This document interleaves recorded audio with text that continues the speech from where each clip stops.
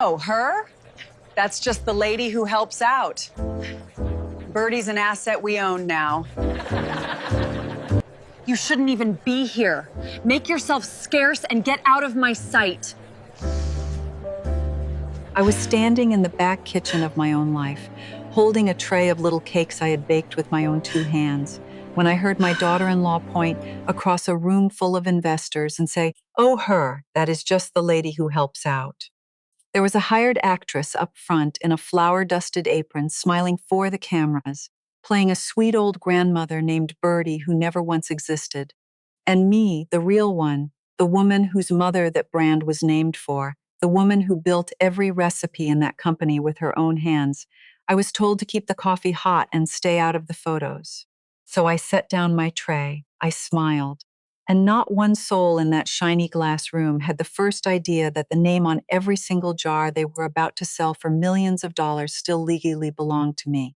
My name is Cora Brennan. I am 67 years old, and this is the story of the night I stopped being grateful. If you are listening from somewhere far away, drop your city in the comments, and please stay with me until the end. Because what you are about to hear took me 3 years to live and about 40 minutes to undo, and I want you right here beside me for every bit of it. Let me back up some, because you cannot understand what I did in that room until you understand the room, and you cannot understand the room until you understand the woman who walked into it carrying that tray. It was a Thursday in March in the suburbs north of Nashville, and Larkin had spent something close to $60,000 throwing what she called a brand reveal. That was my daughter-in-law, Larkin. That is not even her real name, but we will get to that because the name is half the story. She had rented out a glass-walled event space with the whole city glittering behind it, hung the place in cream and gold, and filled it up with influencers and two serious money men from a company called the Calderwood Group, who had flown in from out of state because they bowed about 90% of the way to buying my late mother's name right out from under me. They just did not know that last part yet. Neither did Larkin, God help her. And that is the truth I want you to hold on to as I tell you the rest. The brand was called Birdie's. Birdie was my mother. Her name was Roberta Hale, but everybody from our house to the county line called her Birdie because she sang while she worked, little and quick, and always humming some hymn or other under her breath. She taught me to bake on a wood stove, back when my feet did not reach the floor and I had to stand on an overturned milk crate to reach the counter. So when I tell you that I stood in the back of that party and watched a paid stranger in a costume apron pretend to be my dead mother for a phone camera, I need you to feel the exact flavor of that. It is a peculiar thing to watch somebody play your mama for money while you carry around the little cakes. And the worst part, the part I still chew on some nights when sleep will not come, is that I had nobody to blame for any of it but myself. Because I had handed them every last piece of it with a smile on my face and gratitude in my heart. Here is how a woman ends up being the help in a company named for her own mother. I opened the Real Birdies back in 1991 in a little brick storefront on the main street of the town where I grew up, about an hour southeast of where I was standing that night. Just me and a second-hand oven I bought off a closing diner and my mother's recipe box, this dented old tin thing with a meadowlark painted on the lid that her own mother had given her before I was born. I ran that shop for 25 years. I want you to sit with that number a moment. 25 years. I opened that door at 4:30 every morning, in the dark, in the cold, when my knees were good and long after they were not, and I baked until the cases were full, and the bell over the door started ringing. You should have seen it on a Saturday in its prime. The line would run out the door and down the sidewalk past the hardware store. Old farmers in their good shirts buying a dozen rolls for church the next morning. Young mamas with babies on their hips. The high school kids who came in after practice and put their last few dollars on the counter for a slice and a glass of milk. My husband Lyle worked the register on the busy days, and he had this way of knowing everybody's name and everybody's troubles, asking after a sick mother here and a new grandbaby there, so that coming into Birdie's felt less like buying bread and more like being remembered. He did the books on a yellow legal pad at our kitchen table every Sunday night, licked the tip of his pencil, frowned at the columns, told me we were going to be just fine, and somehow, year after year, we always were. The thing that put us on the map was a buttermilk honey cake, and I will not give you the recipe for it even now, not on this video, not for anything, because some things a woman keeps for herself. People drove 2 counties over for that cake. We shipped them in tins at Christmas, packed in straw, and the post office hated us every December and loved us too. A food writer came down from the city one time, ordered a slice, ate it slow, and then wrote that it was the finest thing she had put in her mouth in the whole state of Tennessee. Lyle cut that article out of the paper, drove 40 minutes to the good frame shop, and hung it by the register, where it stayed until the day we turned the key in that lock for the last time. We closed in 2015. Lyle got sick that spring, the first time, and you cannot run an oven at 4 in the morning and sit in a chemotherapy chair at noon. So I chose my husband the way I would choose him 1,000 times over. I never once regretted it, not for a single day. We got 8 more good years out of that choice, 8 years of slow mornings and long drives and his hand in mine, before the cancer came back for good and took him at the end of 2023. 44 years we were married. I still reach over for him in the dark some mornings before my mind catches up and remembers the bed is half empty now and going to stay that way. Now here is where Larkin walks into it. My son Wade married her in the fall of 2014. She was bright and quick and hungry, and she had a way of making you feel like the most interesting person in any room she stood in, which is a real and rare gift. And also, I would come to learn, a kind of weapon. By 2018, with my shop closed and dark, and my mother's name just sitting there gathering dust on a shelf in my memory, Larkin came to me with an idea. She was clever about the internet in a way I never could be. She wanted to bring Birdie's back, but not as a bakery, as a lifestyle brand, she called it. Candle and cake mixes and pretty little videos of a warm country kitchen, that whole slow living, sit down at grandma's table, count your blessings kind of feeling that does so well online.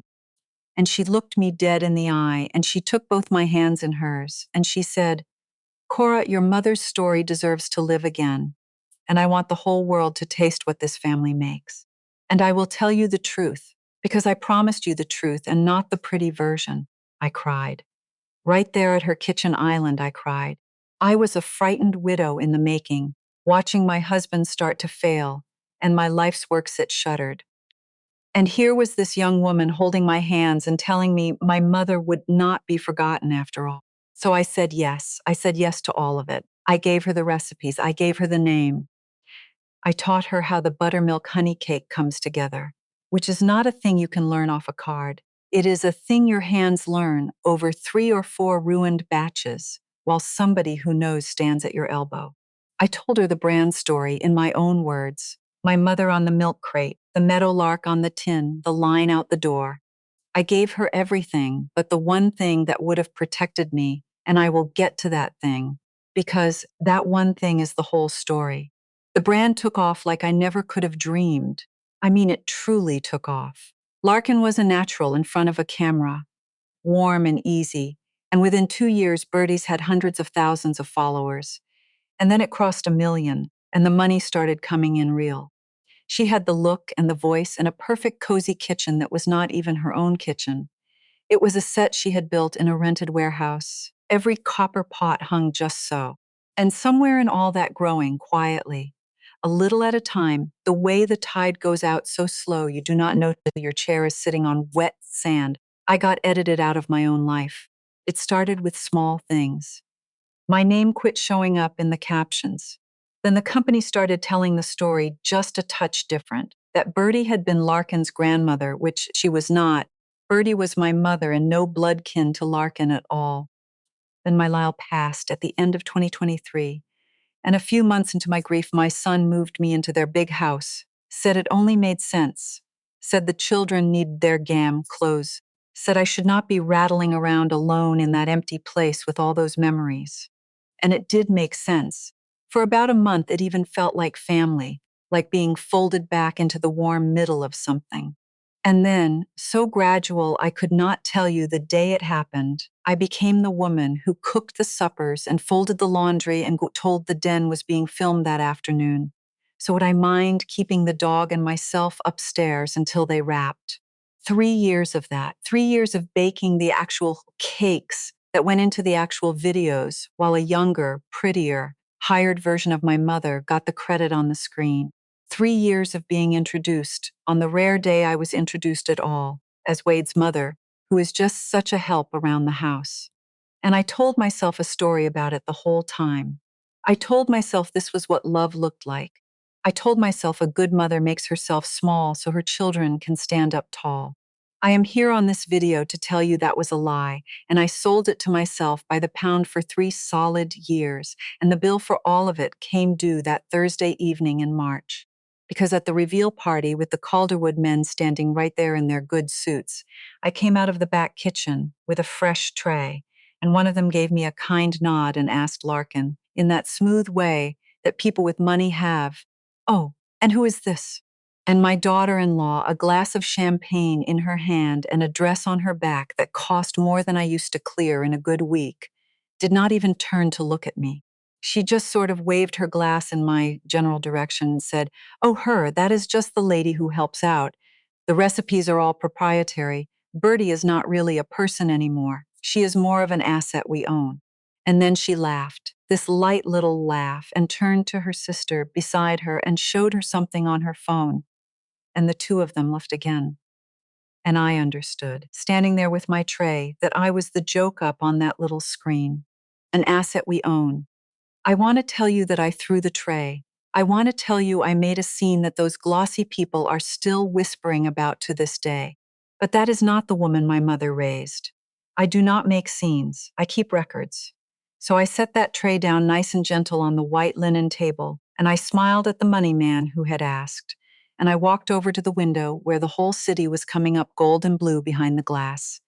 And for the first time in 3 years, something inside me went very, very still. Because standing there at that window, I remembered something. It came up out of me slow, the way the truth always does. When you have been sitting on it so long, you have forgotten you were sitting on anything at all. Back in 2018, when we first started, Larkin had me sign papers, a whole stack of them, spread across her kitchen island, with her lawyer talking us through it on the speakerphone. Assignment of the trademark, she called it. Assignment of the recipes and the brand and the goodwill. And I signed wherever she pointed her manicured finger, because I trusted her and because she was family and because Lyle was sick down the hall and I was tired all the way to my bones. I did not read one single line. I, who had run a careful business for 25 years and never once signed a thing without reading it twice, signed that whole stack blind because the person handing it to me was the wife of my own son. I signed it all and I handed it back across the island and I never thought about it again. But at that window, 67 years old, watching a stranger in an apron hum my mother's hymns for a camera, I thought about it. Hard, because I am a baker, but before that and under that, I was a small business owner for a quarter of a century, and Lyle Brennan did not marry a fool, and there was one detail sitting way in the back of my mind like a stone that has worked its way into your shoe. Those papers were never finished. There had been a piece left undone, a final signature that needed a notary, and a filing that needed to go in with the Federal Trademark Office to make the whole thing real and legal. And the person who took that stack of papers up off the island that afternoon, the person who promised with a kiss on my cheek that he would carry it the rest of the way to the lawyer and see it done, was my own son, Wade. And in 8 long years, I had never once seen a single shred of proof that he had. I stood at that glass with my old heart going like a sparrow caught in a porch, and I did the arithmetic the way Lyle taught me at that kitchen table all those Sunday nights, slow and honest, no wishful thinking allowed in the columns. If those papers were never filed, then the assignment was never completed. And if the assignment was never completed, then in the eyes of the law it had never happened at all.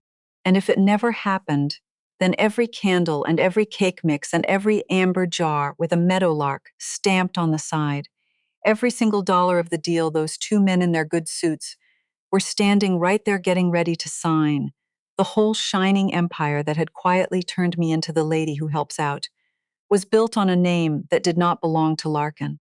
It belonged to me. It had belonged to me the entire time. I did not say a word to a living soul. I lifted my purse off the hook in the back hall, the one down by the dog leash where they kept me and my few things, and I let myself out the side door into the cool March dark, and I stood alone in that parking lot under all those city lights, and I started, very quietly, to laugh. Not a happy laugh, the other kind. The kind that comes up out of a person when they finally understand that the joke was never on them after all. They had spent a fortune that night selling a grandmother they invented. They had clean forgotten the real one was still standing in the kitchen, and she still owned the name. I did not decide one single thing standing in that parking lot. I want to be honest with you about that, because the version where the wronged old woman walks out into the night vowing her revenge is a good story, but it is not a true one, and I told you I would only give you the true one. I did not decide anything that night. I just stopped pretending that I did not know. I went back to that house one more time, but only the one time, and only to take back what was already mine. I waited until the next afternoon when Larkin was off filming at the warehouse and Wade was at his office and the children were at school, and I let myself in with the key they had given me, the key they handed me like I was a guest in the very place I cleaned. And I will tell you, I did not take much. It surprised me how little there was. I had lived under that roof for 3 whole years, and when it came down to the leaving of it, almost nothing in the place was mine. I took my clothes. I took the photograph of Lyle from the windowsill of the guest room, the one from our trip to the coast, where he is squinting into the sun and laughing at something I said that I cannot for the life of me remember anymore, though I would give a good deal to. I took the quilt my own grandmother stitched by hand, the one Larkin always said did not go with the palette of the guest room, and asked me to keep folded in the closet. And I took the 2 things that mattered more than everything else in that house put together. I took my mother's recipe box, that dented old tin with the meadowlark on the lid, which they had been keeping out on a styled shelf in the warehouse kitchen as a prop. A prop. 25 years of my mother's own handwriting on those index cards, the buttermilk honey cake among them, in her looping hand that I would know in the dark, sitting on a film set being used for set dressing. I tucked it into my purse where it belonged, against my hip where I could feel the weight of it. Then I went out to the garage, and up high on the wall, behind the bikes that nobody rode, and the plastic bins of Christmas things, there it was. The original wooden sign from the real shop. Birdies, hand-painted in my mother's favorite blue, the paint gone soft at the edges from 25 years of weather and months, and my own hand touching it for luck every single morning when I turned the key. Larkin had hung it out there in the garage, like a piece of junk too sentimental to throw away, but too plain and too country to put on display. I lifted it down off that nail, and it was heavier than I remembered, the way meaningful things always are, and I carried it out to my car in both arms, the way you would carry a sleeping child out to the car after a long day. That was the whole of my great robbery.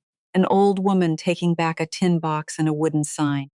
I took the soul of the thing, and I left them every last bit of the shiny packaging. But before I left, I did one more thing, and I am prouder of it than I probably ought to admit. I went into that beautiful staged kitchen, and I found one of their empty product jars, the pretty amber glass ones they sold for $32 a piece, with a meadowlark embossed on the side, and I set it square in the dead center of the marble island where there was no way on earth a person could miss it. And on a plain piece of paper in my own hand, clear as a creek, I wrote, "Property of Cora Brennan, ask me nicely."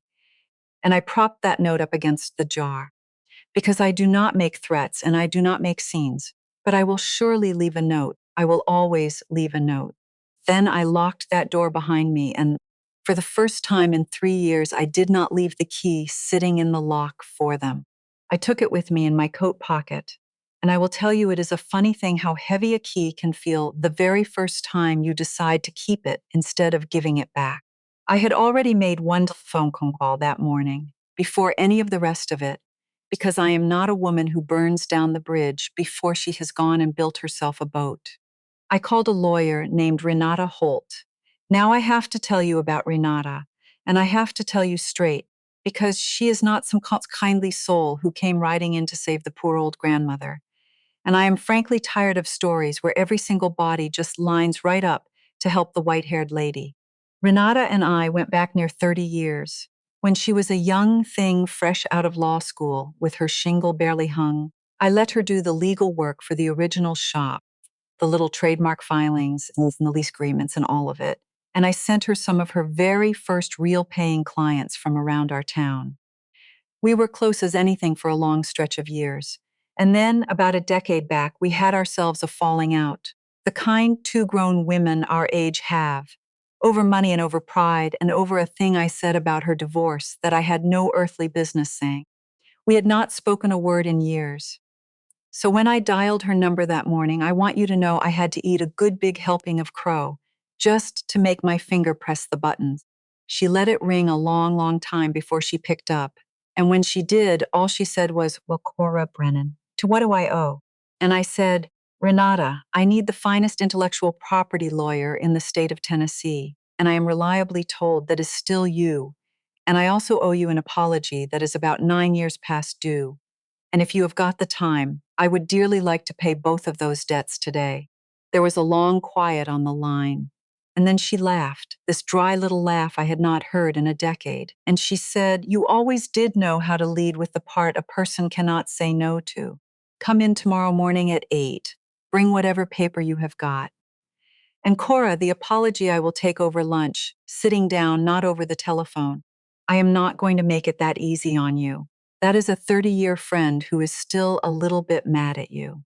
And I will tell you what, they are worth 10 of the easy ones."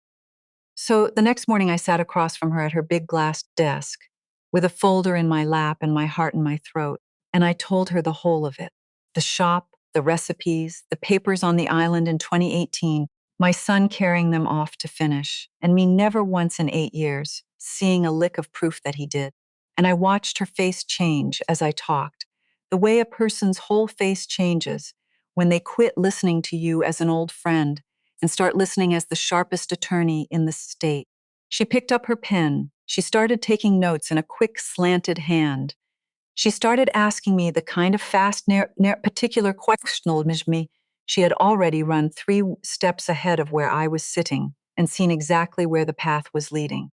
And when I finished, she set her pen down flat on the desk and she looked at me over the top of her glasses and she said, "Cora, I am going to need a couple of days to pull the actual filings from the Federal Register and confirm what I think I am hearing.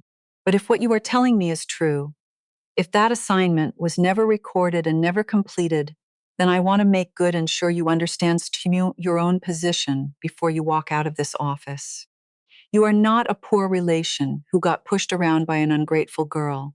You are the registered owner of a trademark and the holder of trade secrets that a company with over 1 million followers has been using commercially for profit without any valid license for 8 years running.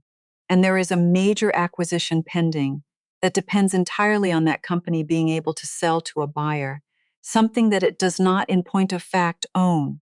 She let that sit there in the air between us a moment. Then she said, "Cora, this is not a sad story about a mistreated grandmother. This is the cleanest, strongest hand I have held in years. And honey, I have held some hands. And I want to be honest with you about what I felt sitting in that leather chair. It was not triumph. It was something a good deal quieter and stranger than triumph. It was the plain feeling of being seen. After 3 years of being the lady who helps out, of being furniture, of being an asset somebody owned, here was a woman sitting across a desk telling me I was the one holding every card on the table, and the pure relief of being seen near about put me on the floor. Renata pulled the records over the next 2 days, and it was all exactly as I had felt it in my bones standing at that window. The assignment had been drafted in 2018. I had signed my name to it, but it had never been notarized the way the law required, and it had never been recorded with the trademark office, which meant that in the eyes of any court in this country, it had simply never happened.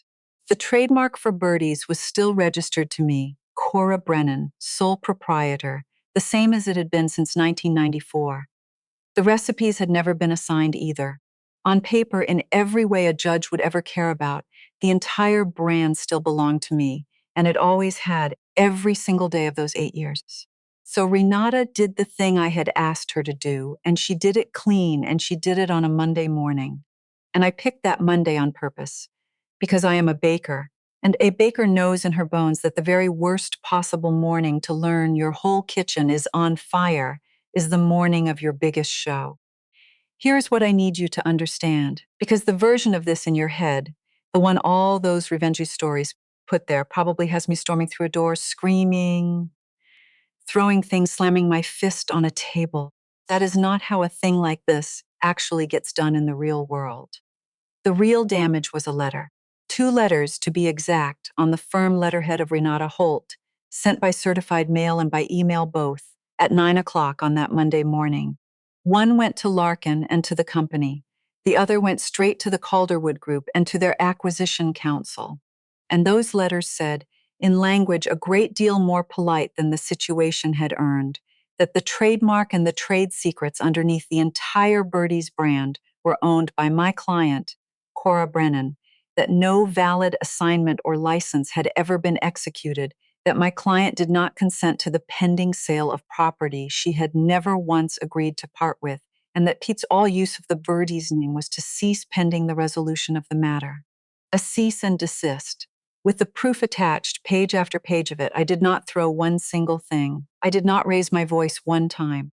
I just had a lawyer mail 2 letters on a Monday morning. That is how a careful old woman burns a house all the way to the ground. She does it with a stamp, and she sleeps fine that night. Now I will tell you what happened across town, in the house I had left, but I am going to be careful in how I tell it, because some of it I saw with my own 2 eyes later on, and some of it I pieced together over the weeks that followed from 3 or 4 different people who were there, and I am not going to dress it up or pretend I was a fly on that wall. I am just going to give you what I came to know to be true.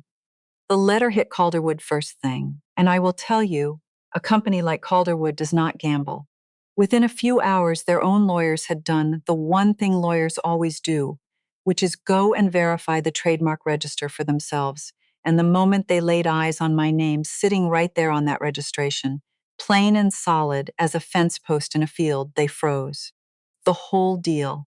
They did not pull out, not that day, but they put every last bit of it on ice, pending what they called clarification of the chain of title, which is a lawyer's way of saying we are not about to hand any soul millions of dollars for a name they cannot prove on paper that they own. And the timing, Lord above, the timing, because that very Monday was meant to be Larkin's big announcement. She had a whole campaign loaded up and scheduled, a grand reveal that an exciting new chapter was coming for the Birdies family, teasing the Calderwood partnership out to her million and more followers without quite naming the names yet. She had posts set to go and a live video planned for that evening. And somewhere in the middle of that beautiful, careful rollout, the phone calls started coming in from Calderwood's people and from her own lawyer, and the whole gleaming machine of everything she had built started to lock up, one gear at a time, with the whole world watching. My son Wade called me first. He called 11 times that day. I know the number because I counted them up that night, sitting on the edge of Ramona's spare bed. I had silenced his number, but I watched it light up the screen and go dark, light up and go dark, 11 separate times. He texted too. Mom, please call me. Mom, what did you do? Mom, there are lawyers calling, and Larkin is coming apart. Please just tell me you are safe. And then the last one, late, that I read twice and then a third time. Mom, I think I made a terrible mistake a long time ago, and I am so sorry. Please call me. I think I made a terrible mistake a long time ago. He knew. Of course my boy knew. He had carried those papers off that island in 2018, and he knew to the day exactly what he had and had not done with them, and that knowing had been sitting inside my son for 8 years like a stone he had swallowed and could not bring back up. But I will get to Wade. He is owed his own piece of this telling, and I am not going to hand it to you out of its proper order. I did not answer one single one of those calls. Not because I wanted him to suffer, though I will not lie to you and pretend there was not one small mean splinter of me sitting on that bed that did. I did not answer because I was somewhere else entirely. I was clear across town in the spare room of my oldest friend in this world, Ramona Pike, a woman I have known 40 years, who buried her Earl 2 winters the same hard way I buried my Lyle, so she knew without my having to find the words. She had the porch light burning for me.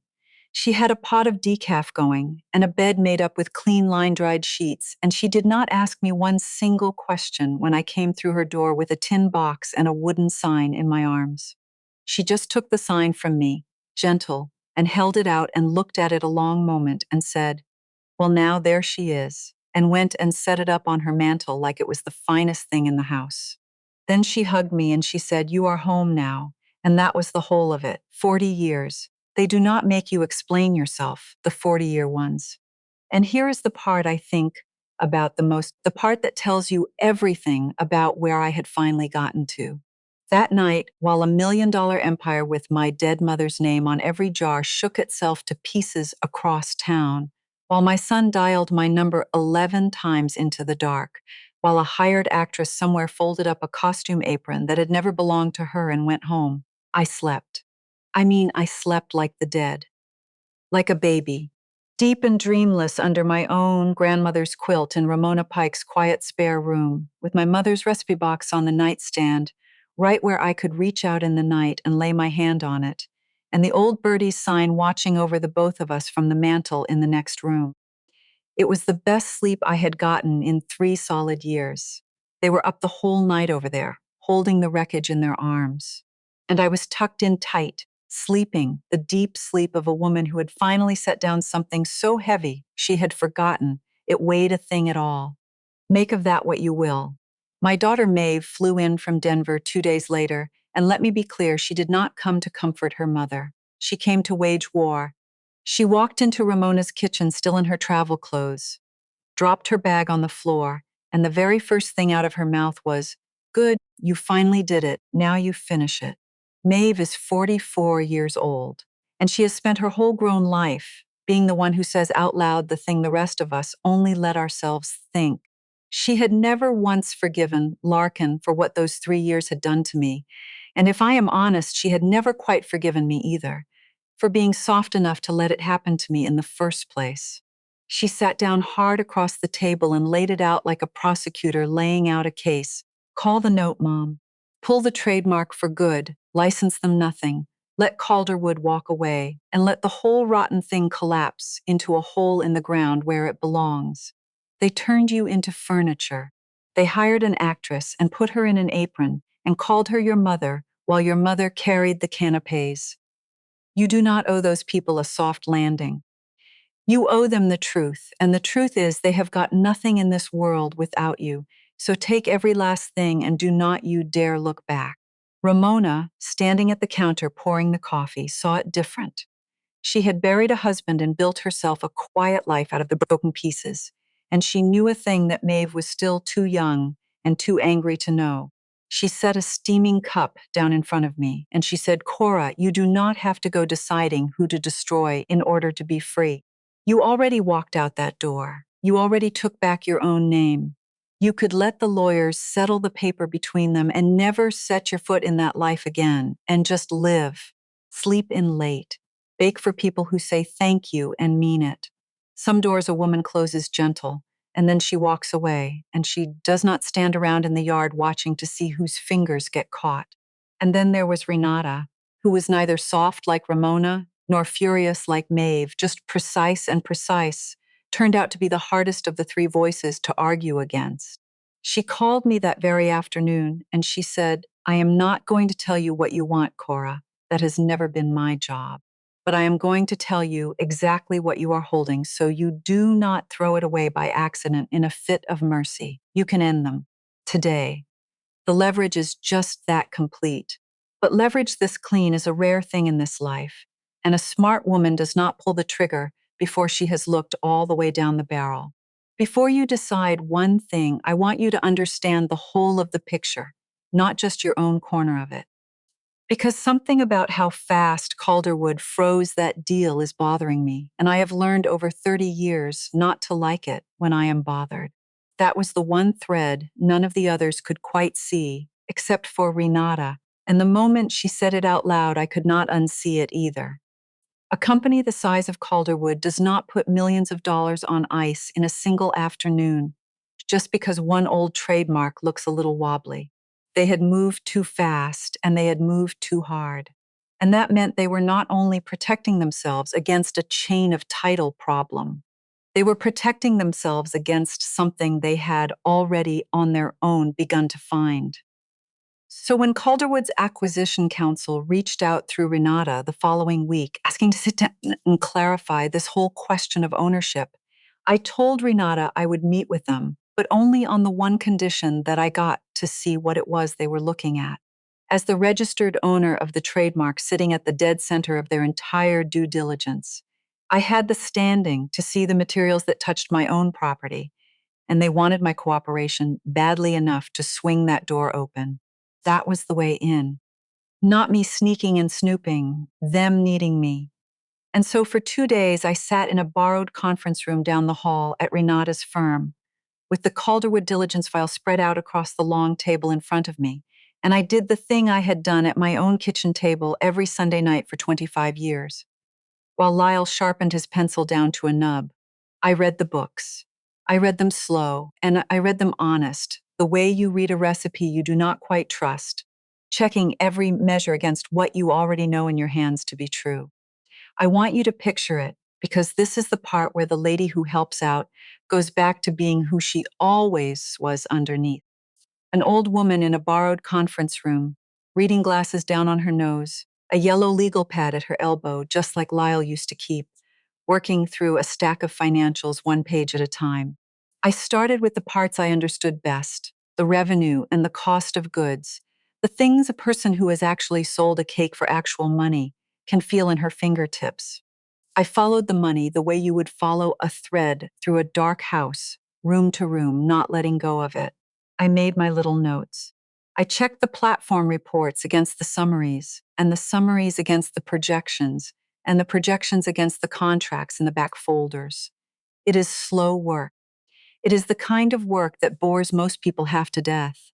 But I have never once been bored by a number that did not want to be looked at, because a number that does not want to be looked at is always, always hiding something. And on the second afternoon, somewhere around 3 o'clock, with the light going long and gold across that table, I found the body. Because Bertie's was not only a brand built on a name that was not hers, that much I had known since the window at the party. What I found in those pages was worse, and it was the particular kind of worse that a woman who ran a real business for 25 years knows the second she lays eyes on it. The numbers were dressed up. Not all of them, no. Larkin was far too clever to fake the whole of it. And underneath all the paint, there was a real business there, a genuinely good one, which is the part that broke my heart a little.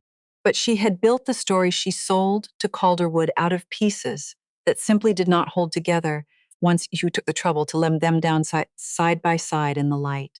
She had told Calderwood, in writing, in signed representations a court could one day read out loud, that the company owned all of its intellectual property free and clear. That was a lie, flat out, and she either knew it was a lie, or she had spent 8 years very carefully arranging never to ask herself the question. That alone was a serious thing, the kind that gets a fancy name, material misrepresentation, and ends deals and starts lawsuits and ruins the people standing nearest to it. But it went on down deeper than the name. She had 2 newer product lines on the books showing strong recurring revenue, and when I traced those numbers, really traced them, the way Lyle taught me to trace a thing I did not believe, the money was moving in a circle. The same dollars were being booked as a sale from one company she controlled to another company she also controlled. Then dressed up looked like real outside, money coming in from real outside customers, so that the growth would look fatter and the whole business would be worth more to a buyer. The follower counts and the engagement numbers which she had handed over to Calderwood did not match the actual platform reports, sitting 3 folders deeper in the very same file.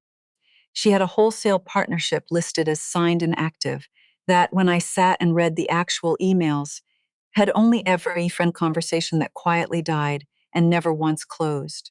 None of it was a forged signature you could hold up to the window and catch in the light. It was quieter than that, and smarter, and in some ways a good deal more dangerous, because it was the kind of thing that only ever shows itself to somebody who already knows, down in her hands, exactly how a true and honest set of books is supposed to breathe. I took off my reading glasses and I rubbed at my eyes, and Renata, who had been sitting across from me, watching my face the whole afternoon, said, "What is it? What did you find?"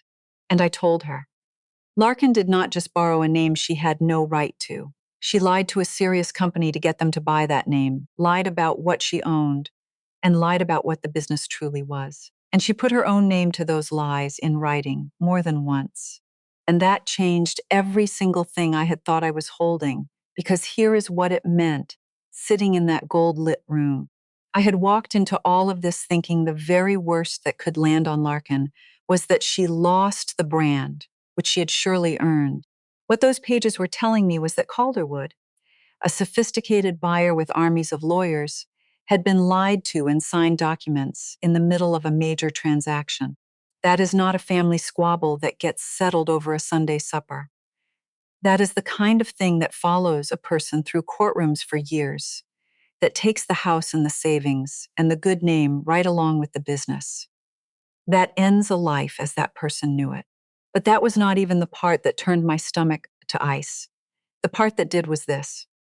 As I sat there reading, I began to notice the diligence team's own notes scratched into the margins of that file, their internal comments, the little questions they had been flagging up for themselves as they went. And they were already onto it. 2 full weeks before my letter ever landed on a desk, before I had so much as picked up the phone to call Renata, Calderwood's own people had circled the very IP question I had found, and circled the revenue from the 2 newer lines, and written in that flat, dry shorthand that lawyers use, the words possible misrepresentation, recommend escalation. They had opened an internal review of their own. The thread was already being pulled, and it had been for 2 weeks by people who had nothing whatsoever to do with me, and no reason on this green earth to protect a single soul in that family. I sat back in that chair, and I understood the true shape of the thing for the very first time, and it was nothing at all like the shape I had carried into the room. I had thought I was the one holding the detonator. I had thought the power was mine, that I was the one who got to choose whether all of this came down or not. But the bomb was not mine. Calderwood had the match in their own hand, and had for 2 weeks. It was going to go off whether or not I ever lifted a single finger, and when it went off, it was not going to land neat and tidy on Larkin alone. It was going to bring the whole house down on top of her, and on top of everybody sleeping under that roof.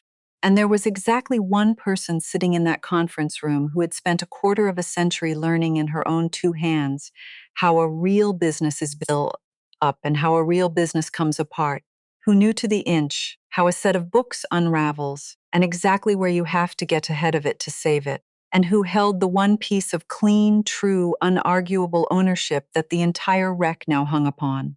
One person in the world with the skill and the standing and the reason both to walk the whole thing back from the edge of the cliff before Calderwood handed it off to a courtroom. It was the lady who helps out. Outside that window, the afternoon was going long and gold across the city the way it does, and I sat there with my daughter-in-law's whole entire future spread out across the table in front of me. And for the first time since that night at the party, I did not feel 1 ounce of powerful. I felt sick. Because somewhere across town, 2 children I loved with my whole heart were sitting down to their supper in a house that was already starting to come down around their ears. And the only person left on this earth who could either bring it down clean or hold it up was the very woman they had taught their fancy little friends to call the help.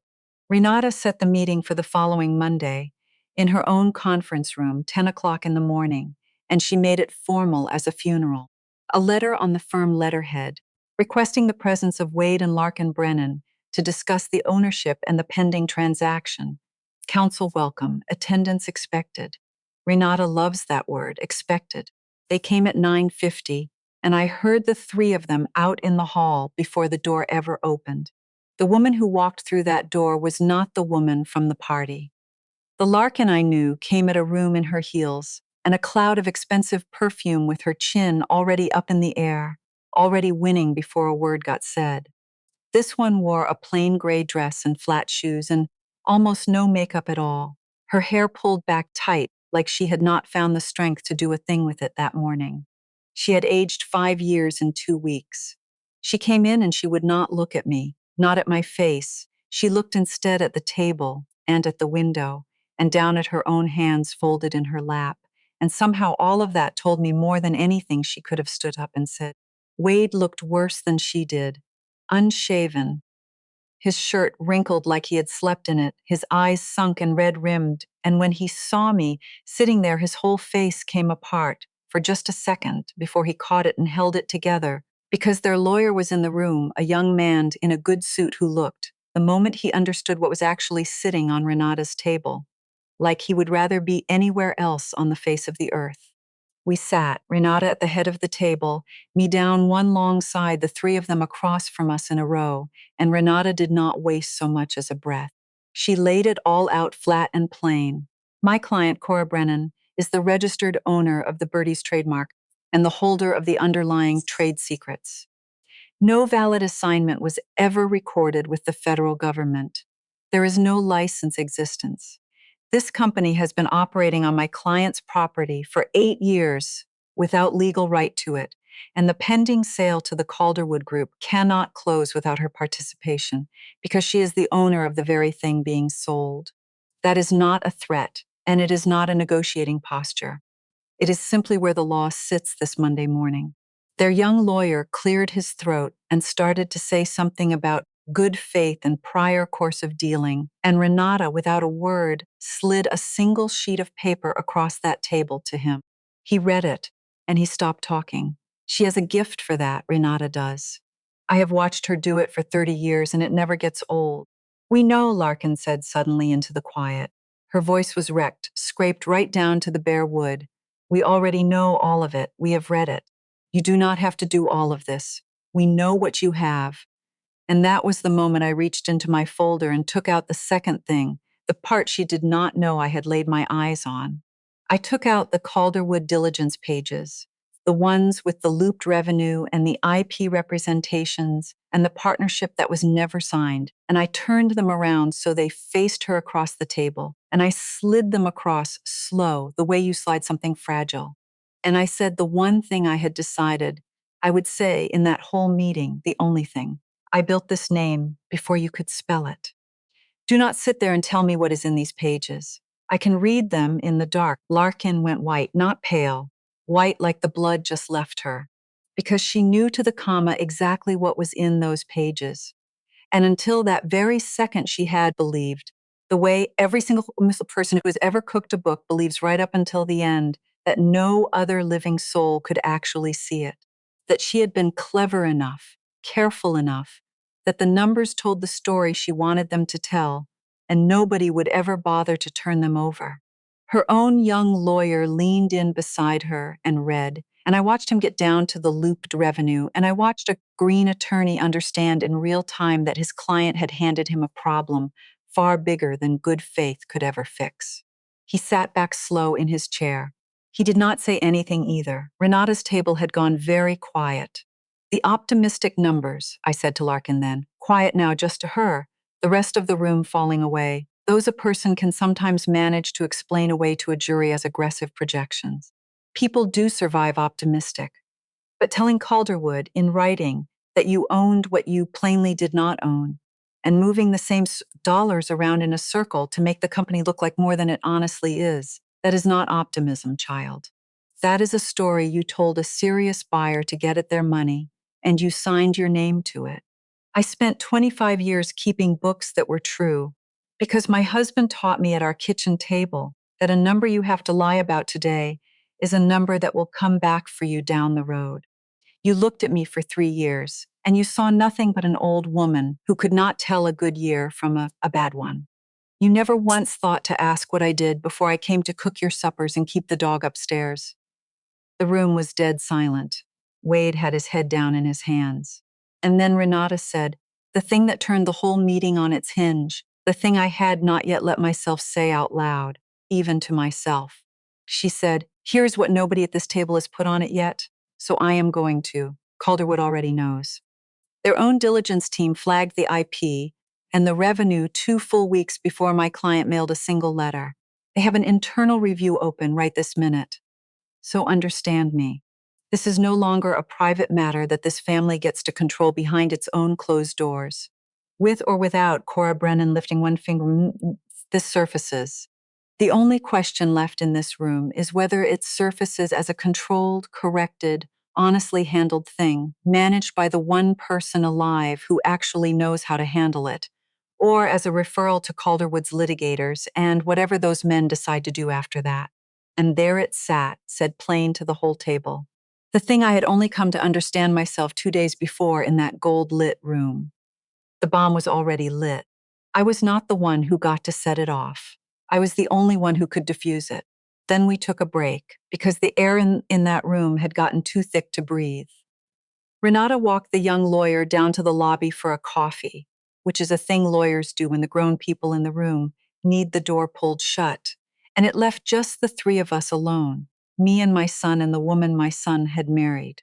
And that is when the part I had been missing for 8 long years finally came up out of my boy. Wade could not look at me while he said it. He kept his eyes down on the grain of the table. Mom, he said, you need to know why those papers never got filed. And I owe you the whole truth of it, the real one, because I have been carrying it since 2018, and it has just about eaten me alive from the inside. He took a breath, like a man stepping off the edge of a high place. When Larkin handed me that stack off the island that afternoon and told me to take it to the lawyer and get it finished, I drove it into town. I had it right there in my hands, on the passenger seat, and I parked outside the lawyer's office, and I sat there in the car, and I could not make myself get out and walk in that door.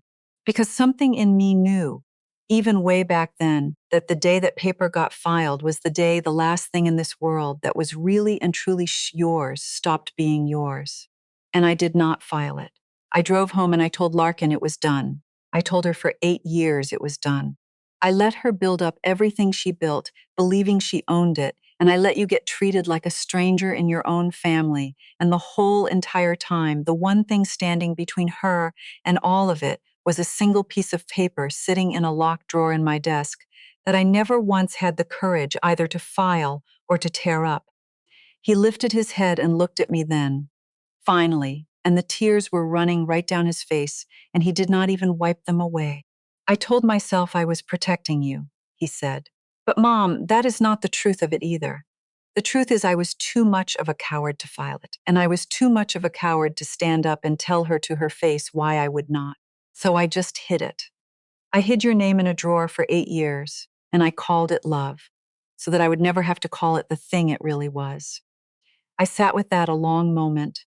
There was nothing in me that wanted to make it any easier for him, and nothing in me that wanted to make it harder. I just let it be the size it was. And before I could find a single word, the door opened, because Maeve had been waiting out in that hall the whole time. And my Maeve does not wait well. She had heard the last of it through the door, and she came in and she rounded on her brother with everything she had been holding back for 3 solid years. That is not loyalty, Wade, she said, low and hard. That does not make you the good son who quietly saved her.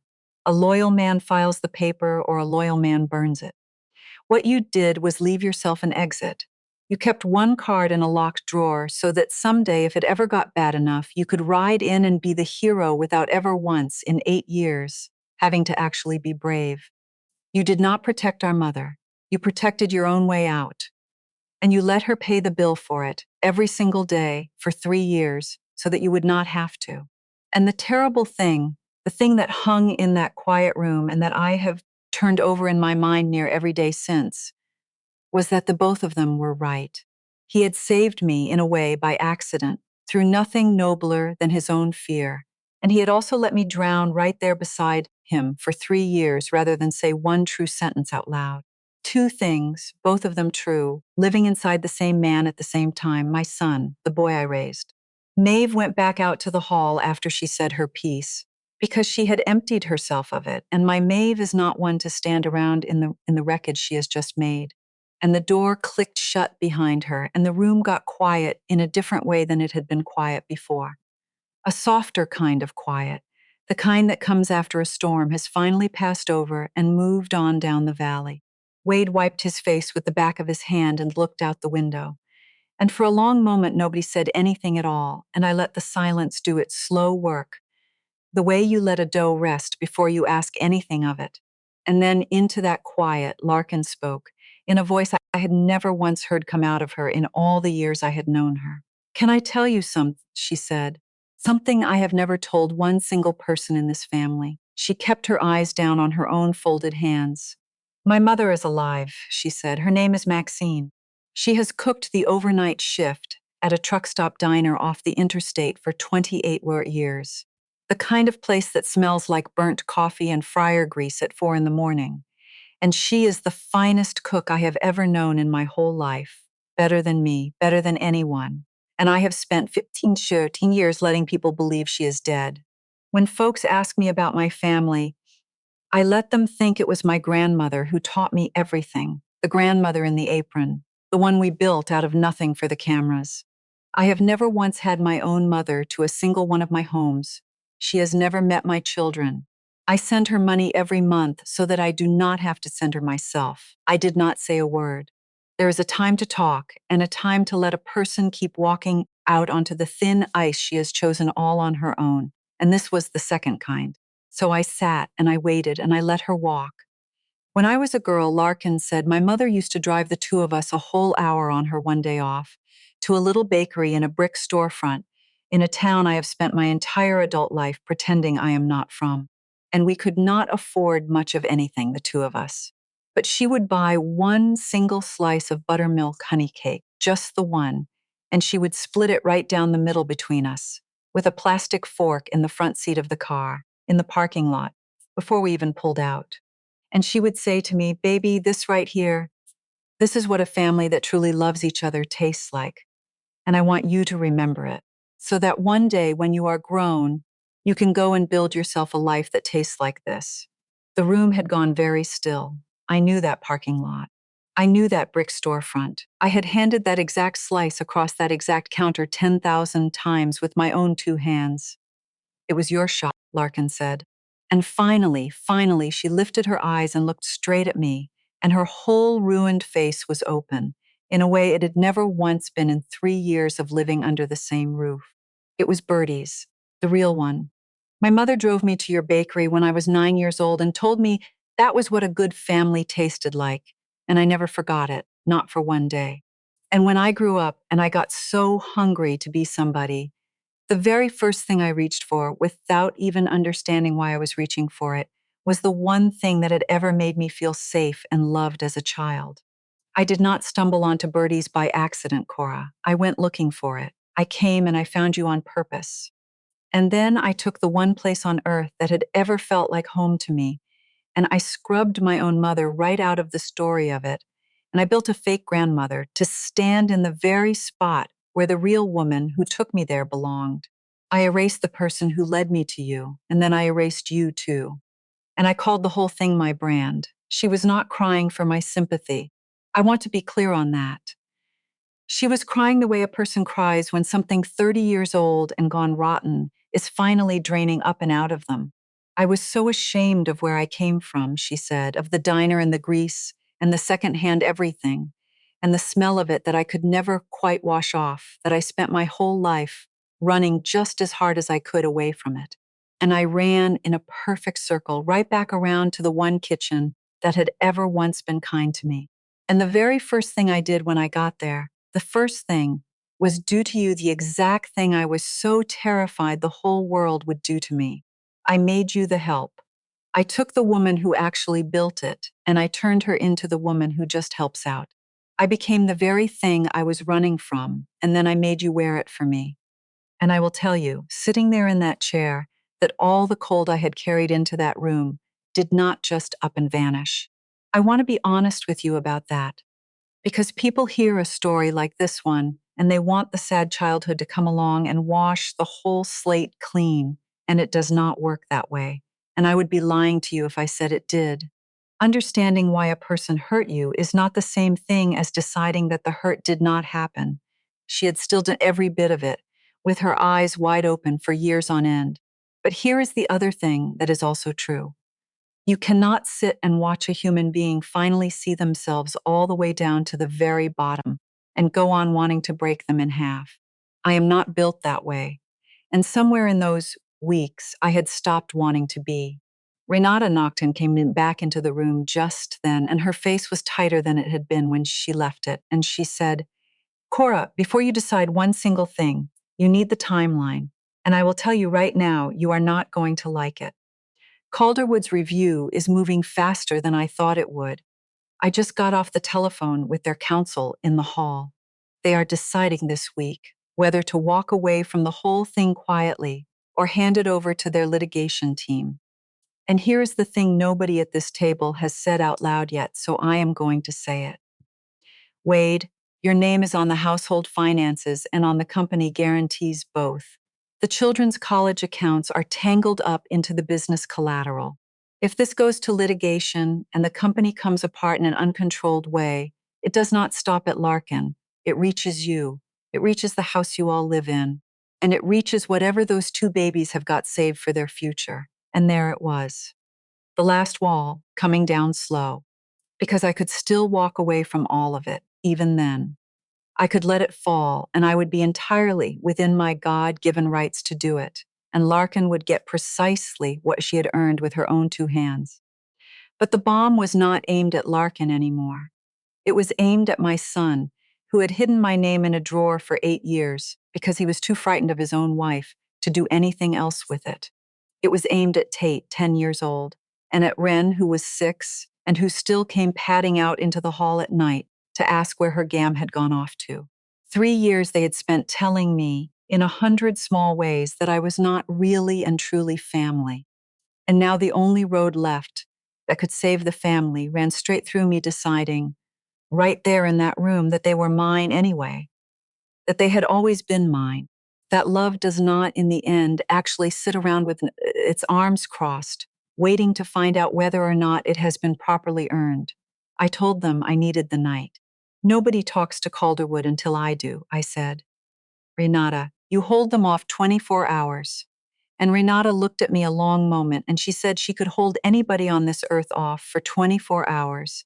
And then, lo and just for me, because she is the oldest friend I have got left, and she has long since earned the right, she said, You already know what you are going to do, Cora. You have known since the second I said the children's accounts. I did not answer her, but she was not wrong, and we both knew it. I did not sleep that night either, but it was a different kind of awake than the dread kind I had known in that house. It was the deciding kind.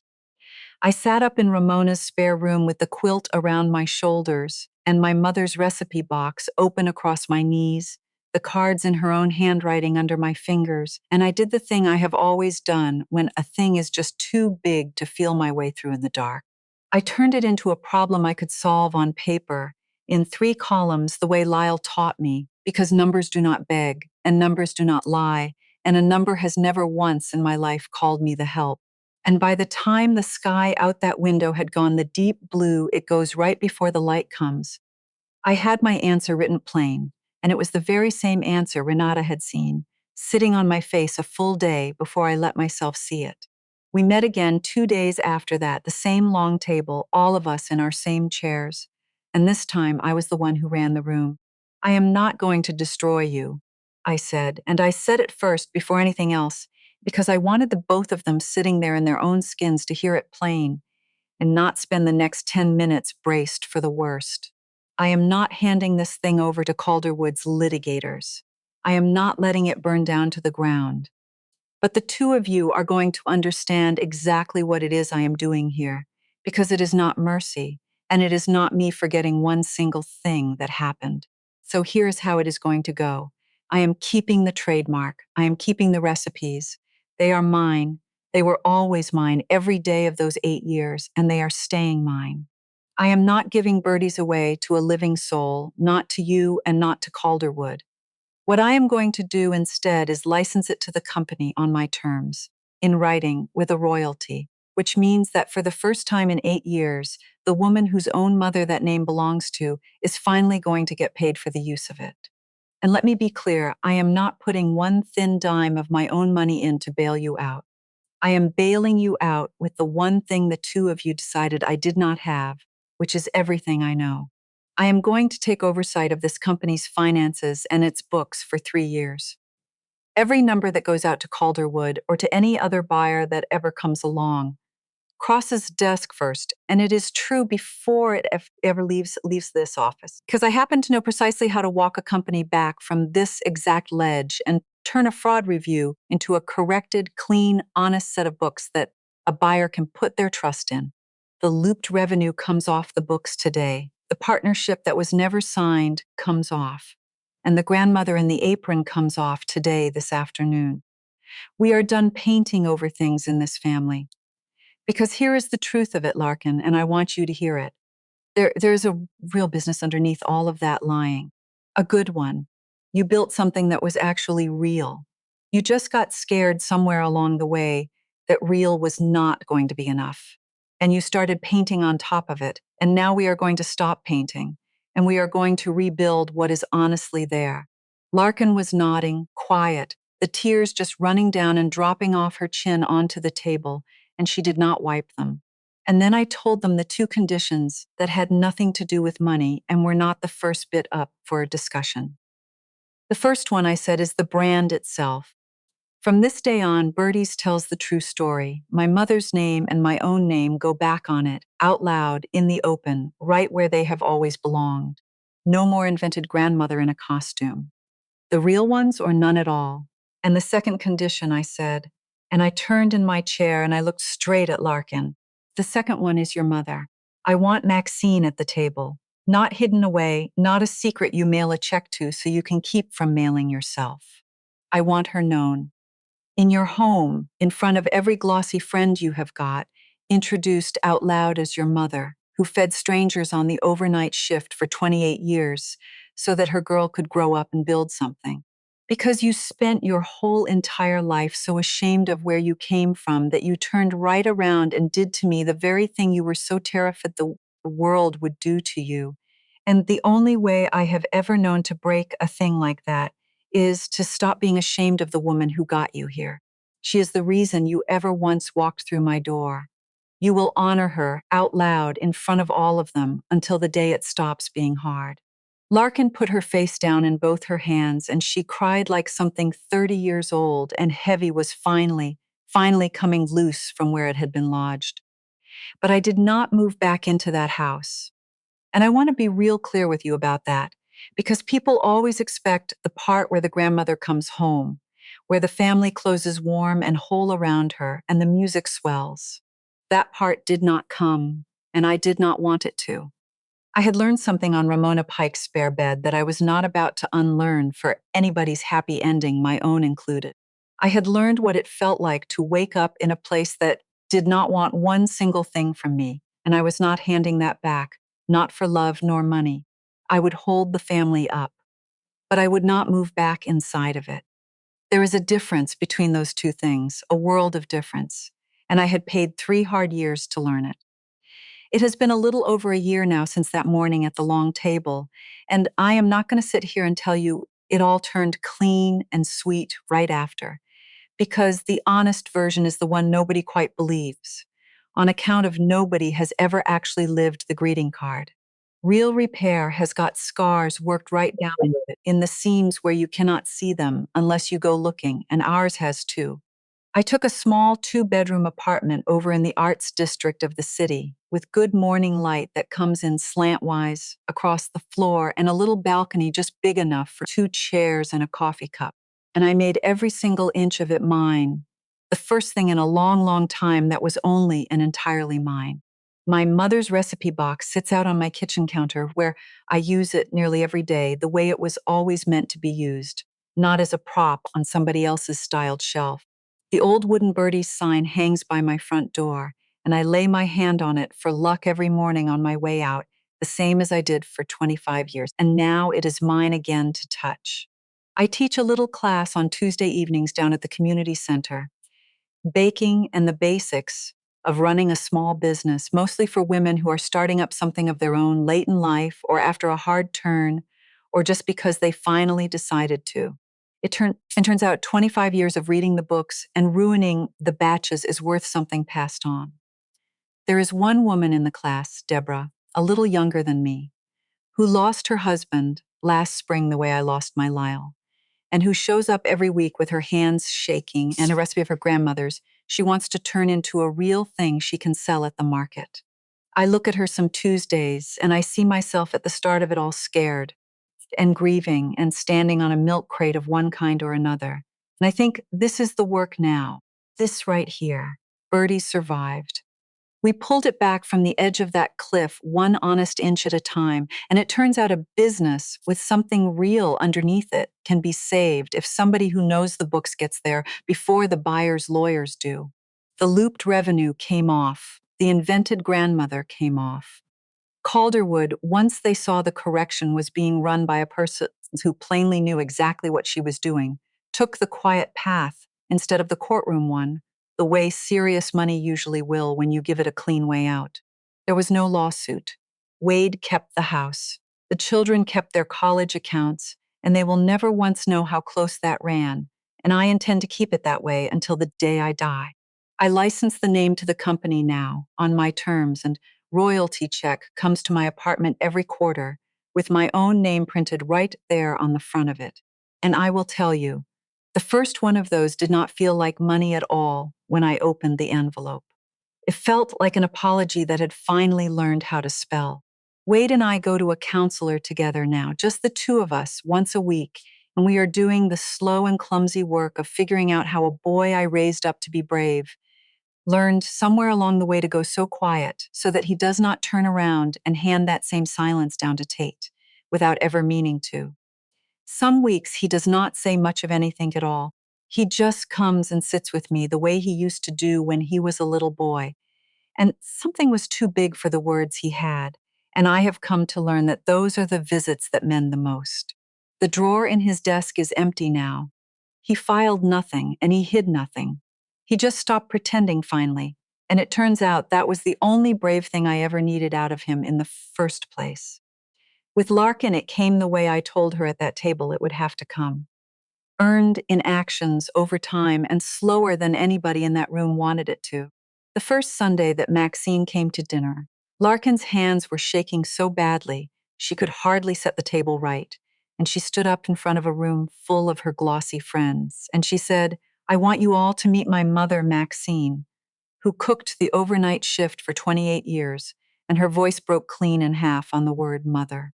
And Maxine, this small, tough woman with a line cook's burned forearms and a laugh like a screen door, she just lit up like the sun coming over a ridge.